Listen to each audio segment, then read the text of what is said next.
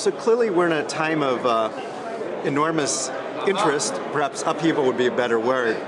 And I'm curious as to your perspectives on how this is going to affect the private equity industry in the Middle East, given the kind of tremendous growth and excitement that's been taking place in the sector.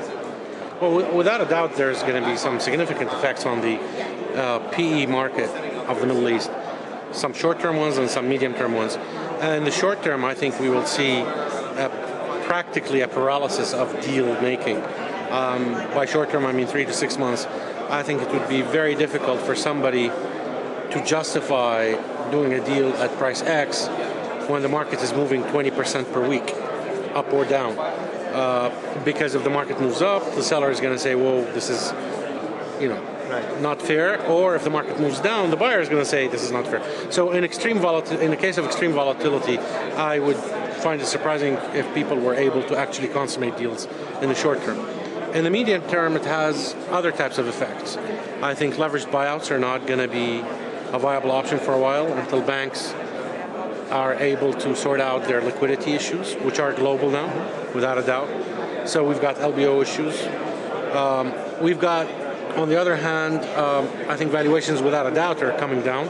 And the best time to get into transactions in the PE is at the bottom of the cycle. So is the bottom of the cycle 09 or is it 010? Who knows? But we know it's within those 2 years, so we hope. So yeah, there are some profound changes, I think. Do you think there's going to be a shakeout in terms of the players as well, where some groups are going to end up being in a position to do better? One of the advantages of the private equity industry is the longevity of the honeymoon. You raise a fund and you've got the money for, it's a 5-year honeymoon at least before moment of reckoning comes. Unlike, for example, some of the hedge funds which have redemptions every quarter. So definitely there will be a shakeout, but we're not going to see it in the next 3 months or 6 months or maybe even 2 years. But eventually I think we're estimating something north of 80 PE entities operating. I think half of them will disappear within the next 5 years, yes. Does the credit crunch also create some opportunities in terms of the need for companies for financing and getting availability? Without a doubt, yeah. Absolutely. In Saudi Arabia in particular, credit was so abundant and so cheap.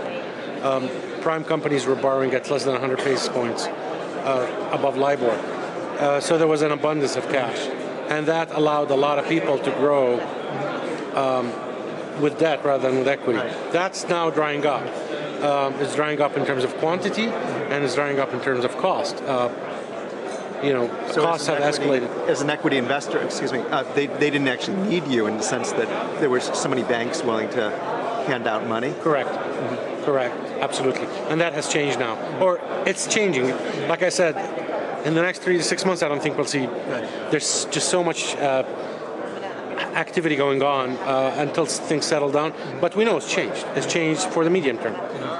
And that suggests the opportunities will really be in more of the category we sometimes call growth equity in terms of minority stakes? Between our two partnerships, Ammar 1 and 2, we've done 21 deals,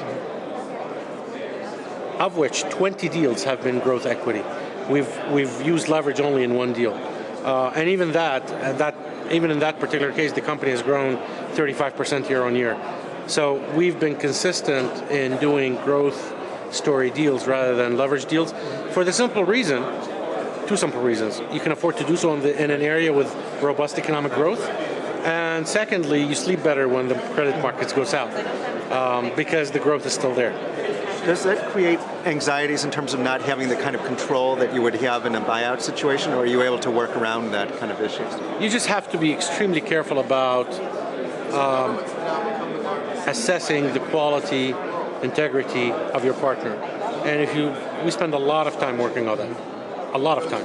And once you get that out of the way, then the risk is no different than hiring a management team that flops. Mm-hmm. Well, that could have the potential of flop. Hopefully it won't flop, but the risk becomes similar. Yeah. And also our shareholders agreement and share purchase agreements are, big, thick documents that give us all kinds of minority protection rights and exit clauses and indemnities, etc. So you can mitigate a lot of the risk legally also. So, but primarily, it's banking on the right people. yeah.